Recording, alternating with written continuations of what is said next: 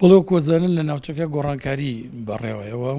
گۆڕانکاریانە پێشتر هەر گۆڕانکاریەکی گەورەکە لە ناوچەکە ڕووی دابووە بە حکمی یەکگرتو تا ڕادەیەک یەکگرتووی کورتوانراوە ئیسفادەی لێ بکە و ئەو دەوڵەتە داگیرکەرەکانی کوردستان بە تایبەتی تورکیا و عێراق و ئێران ئێستا بە ڕێکەوتنێکی ڕانەگەیەنرا و هیچ لەسەرەوەکەن کە کورد یەکگرتو نەبێت لە بینی خۆیان و یەک بڕیار نەبێت بۆی کە هەر گۆڕانکارێک دروست بوو لە ناوچەکە کورد بە مستەفید دەرنەچێت لێوێ هەرەوە لەبەرەوە بینی لە ناوچە دابڕاوەکانی کوردستانە نەکرد لە کەرکوو بەڵکو لە هەموو ناوچە دابڕاوەکانی کوردستانە پەلامارێکی یەکجار شۆڤێنانەی گەلەکەمانە درێ لێوە لە هەمان کاتیشە ئەو یەکدەنگی نەبوونی یەکدەنگی لە ناو هەرێمی کوردستانە و ئەو پەرتەوازی کە لە هەرێمی کوردستانە هەیە کارێکی کردووە کە حکوومەتی تورکی بە هەمانگی لەگەڵ حکوومەتی عێراقیە کار بکات بۆ ئەوەی کە پەلاماری هێزەکانی پاراستنی گەل بڵێن پەکەکە بدا لە ناوچەکانی هەرێمی کوردستان ئەمە کاری کردوتە هۆکارەکەی ینی ئەگەر باسکەین هۆکارە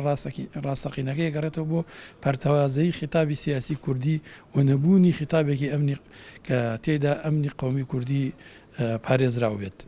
بەداخەوە لە مەیشە زۆربەی هەرە زۆری ئەو بەرپرسانەی کە لە عێراقان بە تایبەتی سەرۆکۆماری عێراق هاوکات لەگەڵ ئەو پەلامارانەی کە دەدرێ بۆ سەر خواکوورک و بۆ سەر بڵێن هەرێمی کوردستان سەرۆکۆماری عێراق لەگەڵ ئەردۆغانە خەرێکی پیاسەکردنەوەماناکەن دلیلی ئەوەیە کە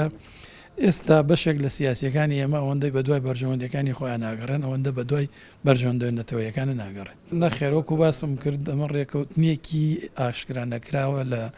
نێوان دەوڵەت داگیرکەرەکانی کوردستان بەداخەوە ئەم جارە ڕووپۆشێکی کوردی هەیە بۆ پێی کە سەرۆکۆماری عێراق کوردەوە بەشێک لە وەزیرەکانی عێراق کوردن و لە هەمووی خراپترەوەیە کە تا ئێستا ئەو پێکێنانی حکوومەتی هەرێمی کوردستان تەکمیلە نەبووە وای کردووە کە پەرتەوازەیەک لە سیاسەتی گشتی کوردیا بێت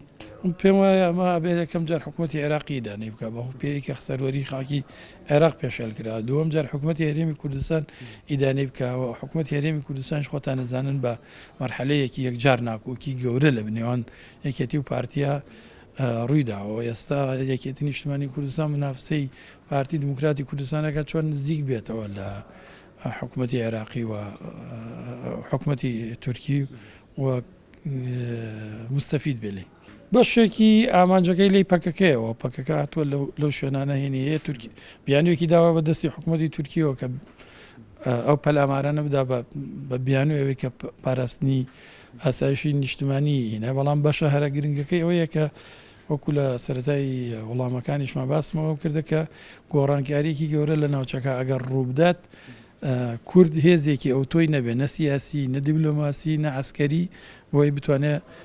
کەڵ وەرگێ لەو گۆڕانکاریانەی کە لە ناوچەکە ڕۆن نەکات لەم دۆخە لە هەموو دۆخەکانە پێویستە هێزە کوردیەکان یەکگرتو بن و هۆکاری ئەوەی کە کورد تا ئێستا بچی بە هیچ نەکردەوە بووە بەردەوام لە کۆنە خێڵەکانی کورد یەکگرتو نەبوون ئێستا ئەحزابی کوردی یەکگرتوونی لە بینی خۆیان وەک چۆن لە ڕابردووە هیچ کەڵکمان نەوەرنەگردووە لەو گۆڕانکاریانێکە لە دنیا ڕوویداوە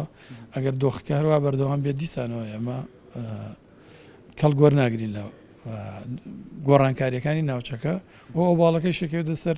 ئەحزابی کوردی بە هەمویانەوە نەکەرتەنها ئەحزابانی ئەحزابی باشوور